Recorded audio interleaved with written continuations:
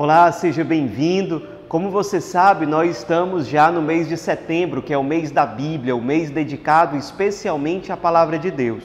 E nós teremos a cada domingo desse mês de setembro uma série chamada O Mês da Palavra.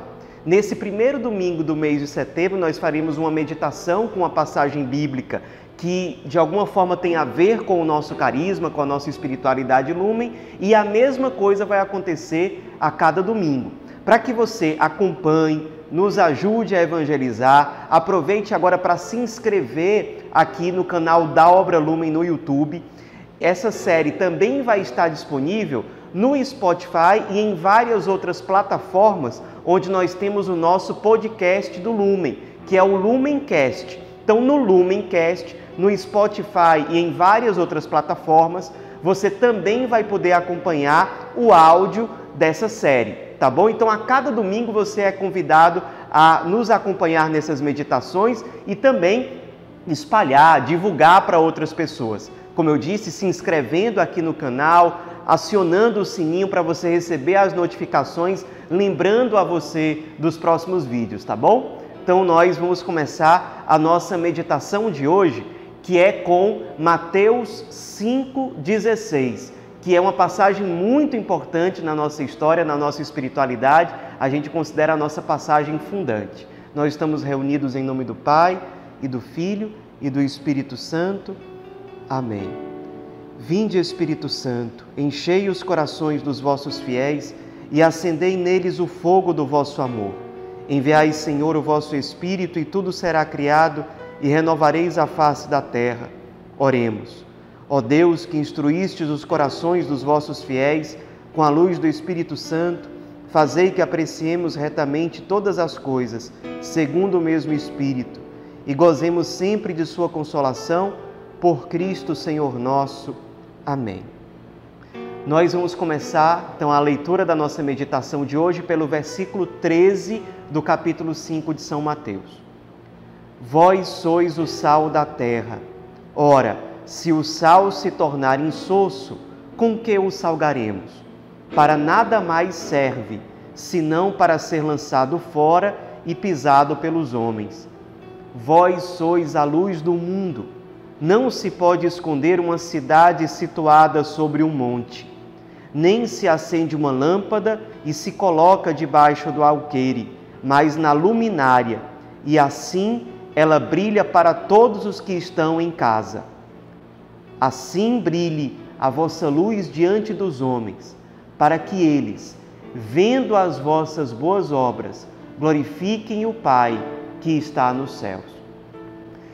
Meus irmãos, é importante que antes de tudo a gente situe onde está esse versículo tão importante para nós, que é o versículo 16. Nós estamos aqui ainda no começo do capítulo 5 de São Mateus.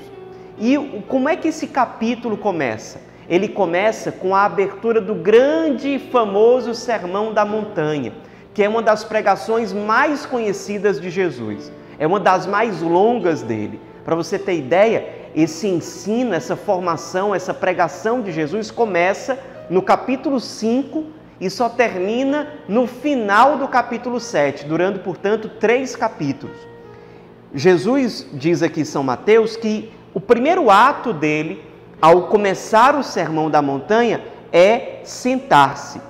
E os padres da igreja, comentando esse gesto de Jesus, eles dizem que esse sentar-se significa 2 coisas. Primeiro, o estar sentado é a posição própria do mestre, daquele que ensina como quem tem autoridade.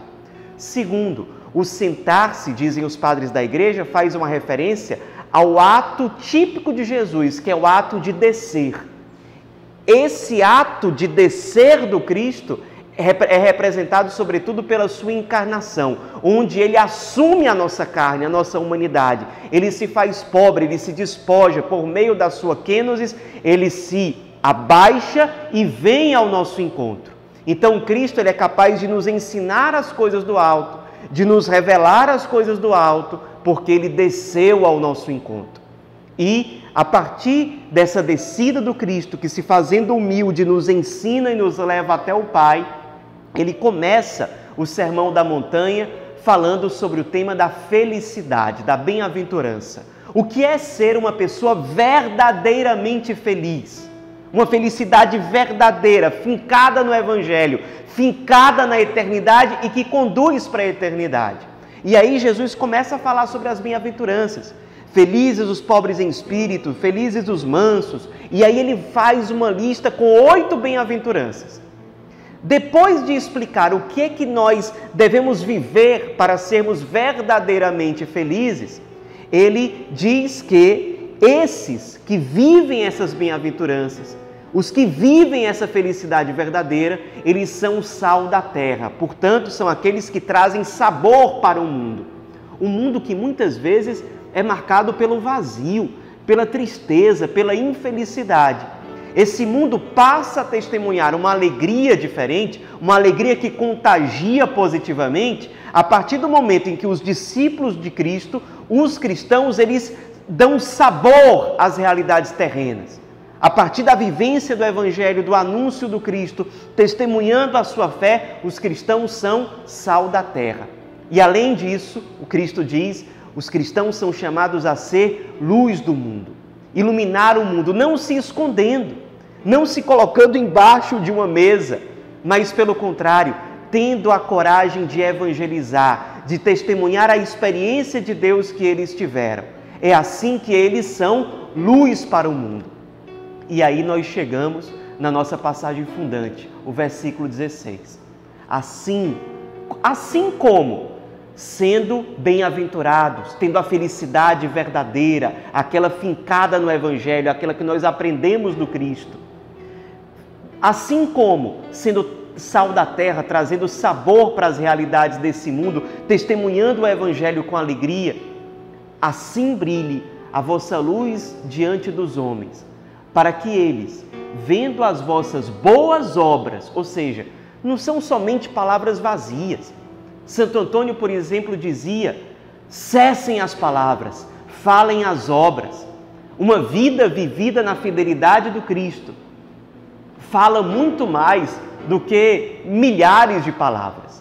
Por quê? Porque a autenticidade da evangelização está no testemunho. E o testemunho que transparece a partir de obras muito concretas, que glorificam o Pai que está nos céus, que leva as pessoas a glorificar a Deus. Ou seja, quando nós evangelizamos, sendo uma luz, um reflexo da luz que é o Cristo, que testemunha, que não se esconde, que evangeliza com parresia, com coragem, nós levamos as pessoas não simplesmente a nos elogiarem. O foco da evangelização não é trazer as pessoas a nós mesmos, mas que as pessoas glorifiquem o Pai que está nos céus. Levar as pessoas a um verdadeiro encontro com Deus. Agora, esse encontro, no nosso caso, que somos do Lumen, ele não acontece de qualquer jeito. Ele acontece, evidentemente, de acordo com o nosso carisma. Que obras são essas que nós somos chamados a assumir para evangelizar e levar as pessoas a glorificar a Deus, a ter um encontro verdadeiro com Ele? São obras, sobretudo, de misericórdia. Você deve conhecer a lista das obras de misericórdia. O próprio Papa Francisco, no começo do seu pontificado, ele nos motiva a vivenciar concretamente as obras de misericórdia. Elas são de 2 tipos. Nós temos as obras de misericórdia espirituais, que são instruir os ignorantes, aconselhar aqueles que estão em dúvida, advertir os pecadores, suportar os erros com paciência, os erros dos outros, perdoar as ofensas de bom grado com paciência, confortar os aflitos e rezar pelos vivos e pelos mortos. São obras de misericórdia espirituais. E nós temos também as 7 obras de misericórdia corporais. Dar de comer a quem tem fome, dar de beber a quem tem sede, dar pousada aos peregrinos, vestir aqueles que estão nus, visitar os enfermos, visitar os presos, enterrar os mortos. Quando nós lemos essa lista aqui, que a Igreja nos apresenta já há vários séculos, das obras de misericórdia espirituais e corporais, não tem como a gente que é do Lumen não lembrar de Mateus 25.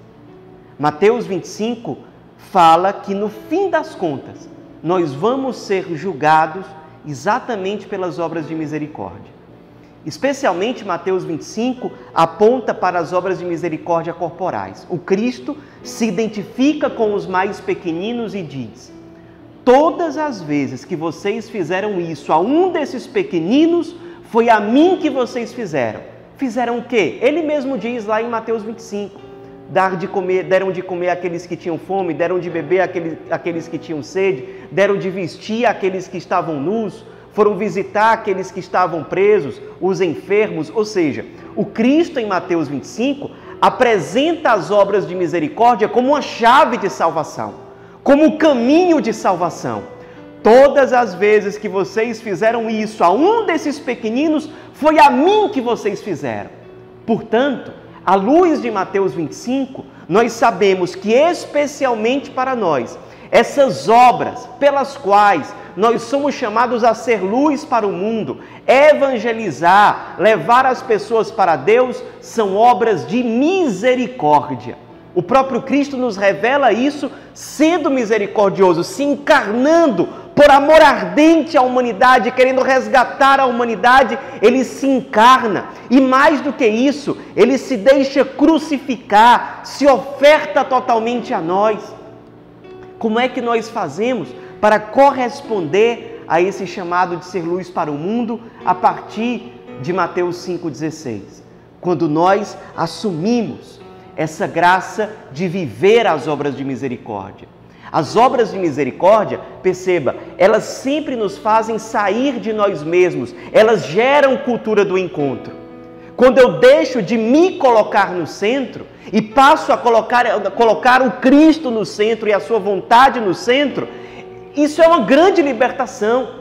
Em vez de ficar preso nos meus próprios sofrimentos, nos meus próprios vazios, no meu egoísmo, eu encontro o remédio da minha salvação, das curas da minha alma, exatamente no sair de mim, no ir ao encontro, no gerar, como diz o Papa Francisco, a cultura do encontro. Isso é uma obra salvífica que me faz sair de mim, por isso é sinal, é canal de salvação para mim, e me leva a ir ao encontro do outro, fazendo com que essa experiência seja uma experiência salvífica também para o outro.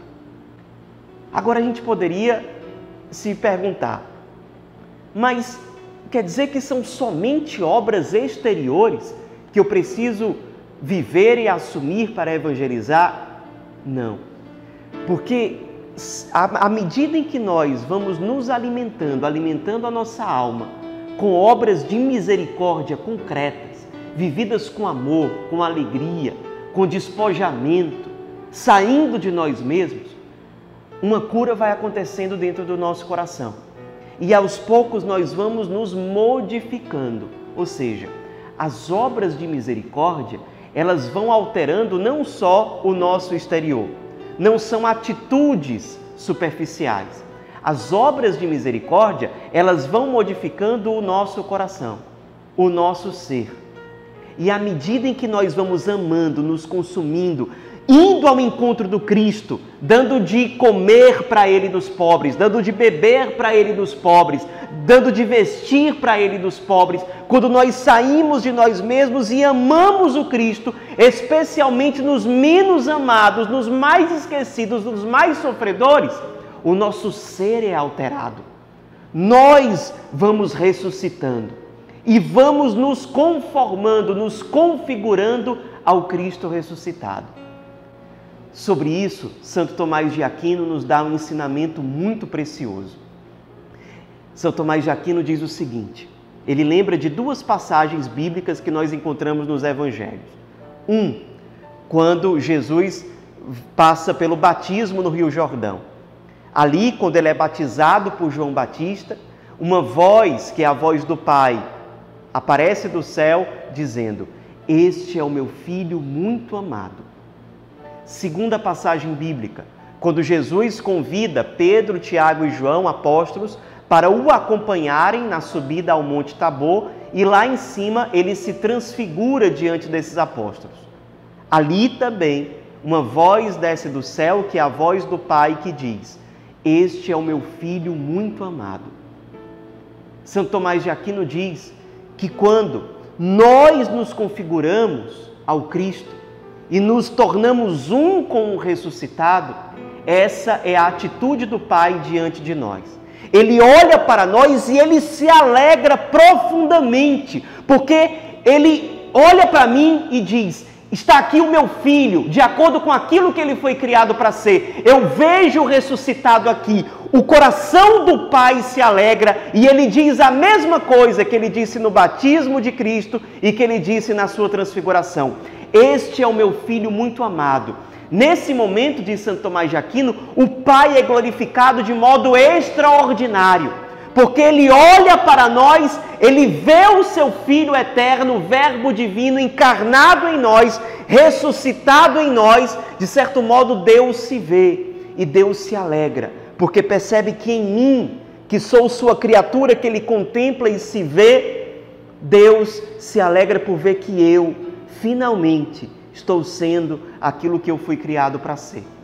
Portanto, diz Santo Tomás de Aquino, a grande obra que leva as pessoas à conversão e que levam o Pai a ser glorificado é a nossa transformação no Cristo.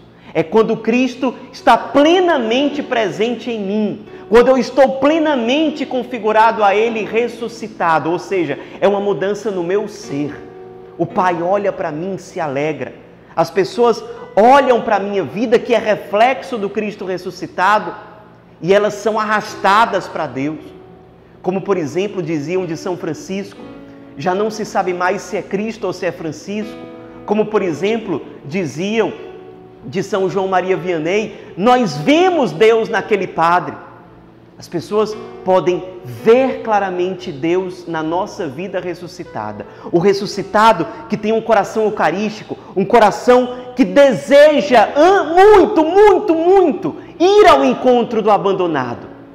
O encontro com o abandonado vai nos curando, nos libertando, e a grande obra que glorifica ao Pai vai acontecendo em nós, que é a nossa configuração ao ressuscitado. O nosso ser se altera. Nós nos tornamos aquilo que fomos criados para ser, configurados ao ressuscitado, porque tivemos a iniciativa de sair de nós mesmos, irmos ao encontro do abandonado, vivendo Mateus 25, por meio de obras concretas de amor e misericórdia. Fomos nos configurando ao ressuscitado, e quanto mais essa configuração ao ressuscitado acontece, mais nós desejamos sair de nós mesmos, mais nós desejamos nos ofertar, mais nós desejamos ir ao encontro do Cristo encarnado nos pobres.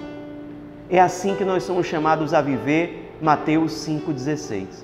Que hoje, primeiro domingo de setembro, você possa rezar com essa graça e que ela venha iluminar a nossa vivência do nosso Carisma Lumen. Ave Maria, cheia de graça, o Senhor é convosco.